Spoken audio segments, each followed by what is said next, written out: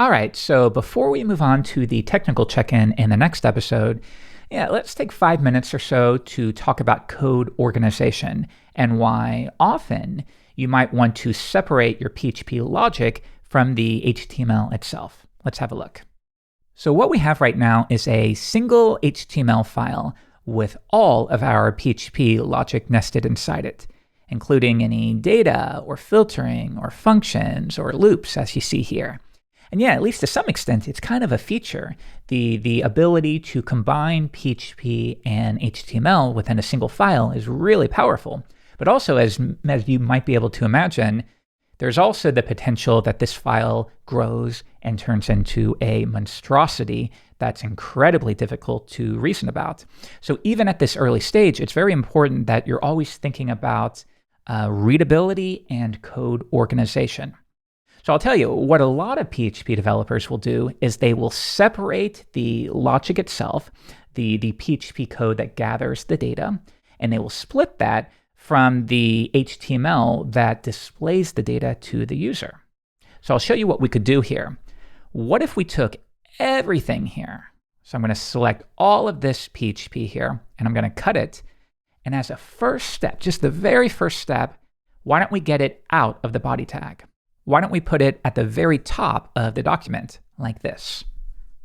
Okay, so it's a simple and subtle enough change, but notice how now we are being crystal clear that our PHP logic is entirely separate from the core HTML itself. Okay, but what about this? That's PHP. Do we have to figure out where that goes? And the answer is no, we don't have to take it that far. If we look at what this is doing, we are looping over an array and we are building up some HTML. That's exactly what this is for. But notice how it's effectively dumb. Actually, that's the word we often use in the programming community. You will often hear people say that the template or the view, and by the way, for now, just think of it as the HTML, just another word for the HTML. They will often say it should be dumb.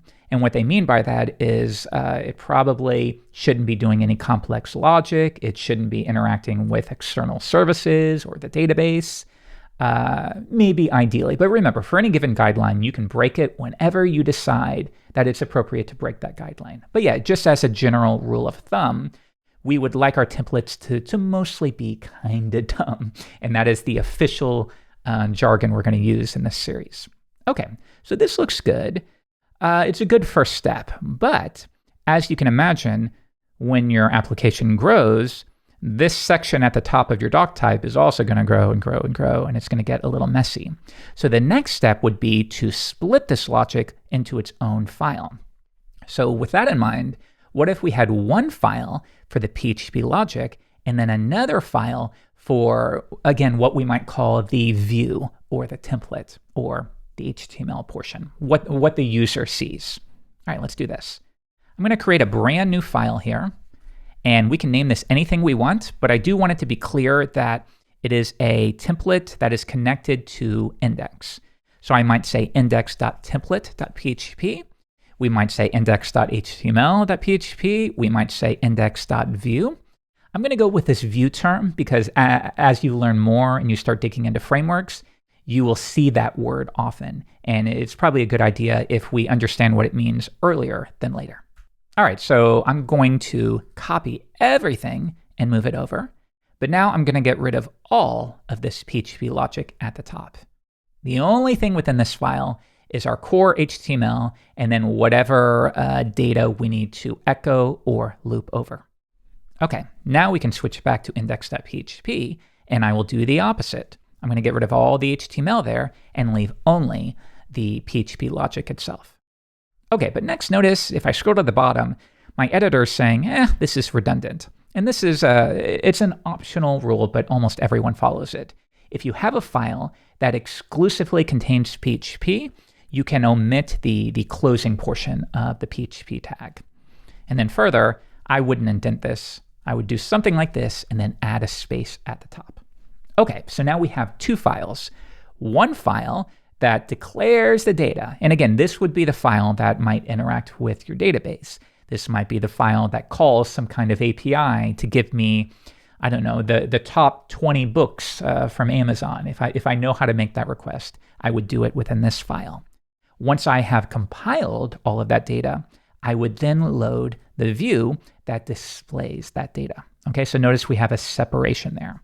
But now if I come back to the browser and I reload, of course I get a blank page.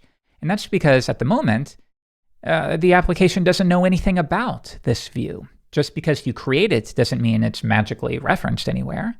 So let's do this. I'm going to go back to index.php, and I need a way to say load my view or load the HTML. And we can do that at the bottom by saying either require or include. Let's do require. And I'm going to give it the name of the file, index.view.php. Okay, so think about what happens when we load this file. It creates an array of books, it creates a filtered books variable, and then it requires our view, or the HTML. And yeah, when we say require, just think load. Load the view.